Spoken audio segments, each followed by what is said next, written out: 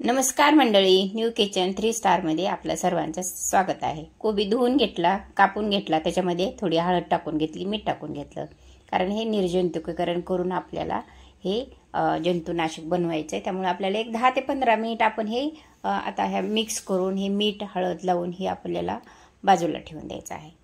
अशा पद्धतीने हे हलवून घ्यायचं, सगळं मिक्स करून घ्यायचं. सगळं मिक्स झालेलं आहे आता, आणि आता आपण त्याला झाकण लावून बाजूला ठेवून देऊ. मसूरची डाळ घेतली, तसंच आपण हे इन्ग्रेडियंट घेतले, कांदा, लसूण, टोमॅटो, अद्रक, कोथिंबीर, अशा पद्धतीने. आता हे मॅरिनेट केलेलं आपलं हे कोबी आता आपण बाजूला काढून घेतलेलं आहे. बघा, अशा पद्धतीने पाणी सुटलेलं आहे त्याला व्यवस्थितरित्या. बघा, त्याचा कलरसुद्धा चेंज झाला अगदी लगेच. अशा पद्धतीने हे कोबी मी मॅरिनेट करून घेतलं, आणि आता त्याला गॅसवर कढई ठेवली, आणि कढईमध्ये 1-2 चमचे तेल ओतून घेतलं.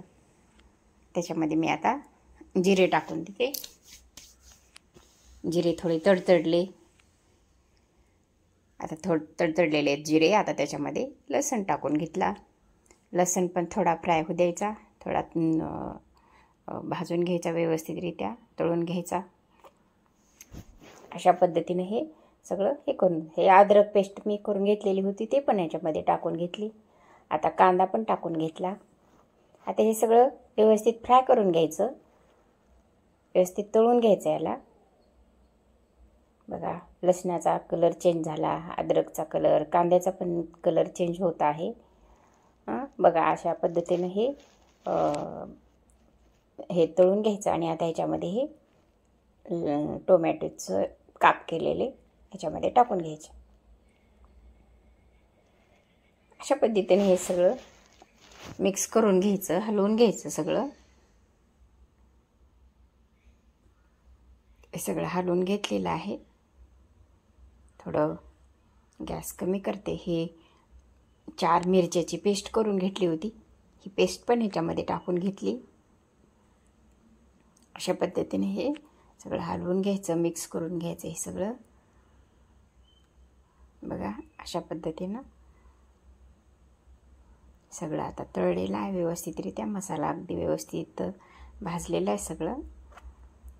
टोमॅटो पण मऊ झालेलं आहे, थोडं कांद्याचं पण चेंज झालेला आहे कलर. आता हे आपण जे कोबी मॅरिनेट करायला ठेवलं होतं ते कोबी आपण ह्याच्यामध्ये टाकून घेतला. अशा पद्धतीनं आता हे सगळं हलवून घ्यायचं.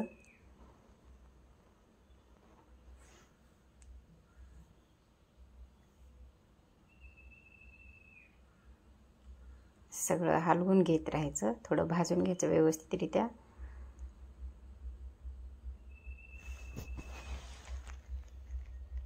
सारखं हलवत राहायचं, कारण खाली लागण्याची हे असते, करपण्याची. त्यामुळं आपण सारखं थोडं हलवून घ्यायचं.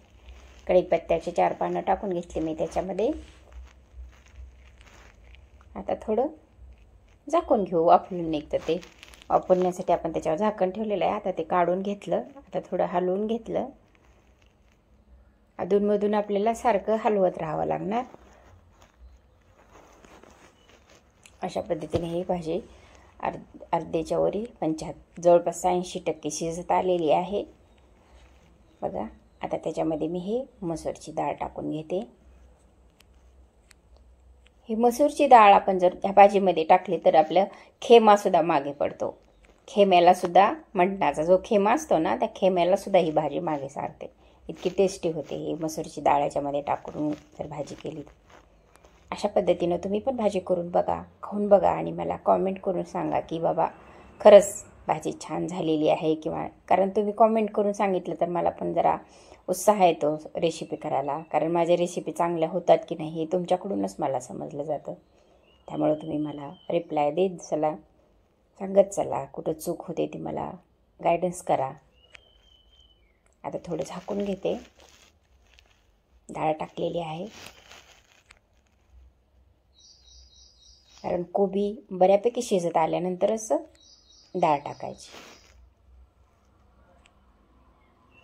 अशा पद्धतीनं हे झालेलं आहे. आता थोडं त्याच्यामध्ये मी पाणी पण टाकून घेतलं, गरम पाणी टाकायचं, पण भाजीची टेस्ट जाते थंड पाणी टाकलं तर. आता थोडं झाकून घेतलं. अशा पद्धतीने हे वापरून घ्यायचं व्यवस्थितरित्या. डाळ पण शिजते झाकल्यामुळं. आता थोडं त्याला हलवून घेऊ. बघा छान झाली ना भाजी. व्यवस्थित दिसते तर भाजी व्यवस्थित. खाऊन बघा आणि मला पण सांगा. लाईक करा, शेअर करा, कमेंट